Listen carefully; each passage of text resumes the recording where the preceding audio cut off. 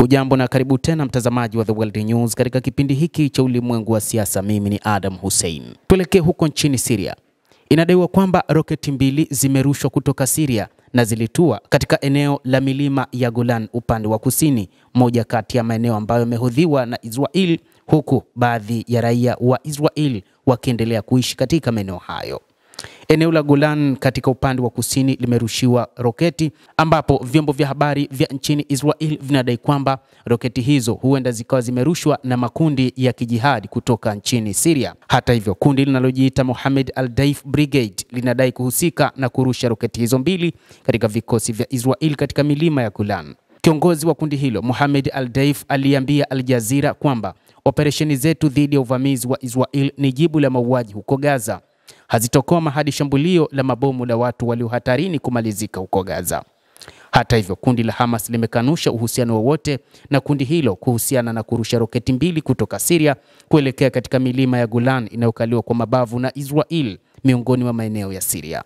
Waziri wa ulinzi wa Israel, Israel Katz, amesema rais wa Syria anawajibika moja kwa moja kwa tishio lolote au moto dhidi ya Israel, na tutajibu kwa nguvu zote na kwa wakati wa mapema iwezekanavyo.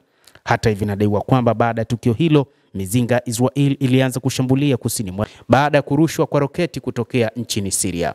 Israel imeendeleza urushaji wa makombora ndani ya Syria katika kile inachosema kwamba ni katika kuonyesha kwamba Syria si chochote na ni kutokana na kushindwa kwa Al-Sharaa, kama alivyosema waziri wa ulinzi juu ya makombora hayo. Jeshi la Israel likatangaza kwamba limefanya mashambulizi ya anga yaliyolenga silaha za utawala wa Syria kusini mwa nchi hiyo, wakiamini kwamba silaha hizo zitatumiwa na makundi ya kigaidi ambapo yataweza kufanya mashambulizi dhidi ya utawala wa Israel.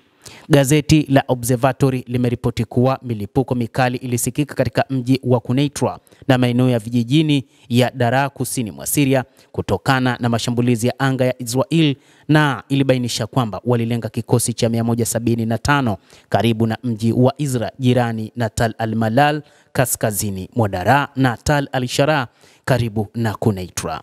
Bado hakuna taarifa iliyothibitishwa kuhusu majeruhi wowote, lakini gazeti la Observatory limeongeza kuwa uvamizi huo wa Israel ulikuja kujibu makombora mawili yaliyorushwa kutoka Syria kuelekea Israel.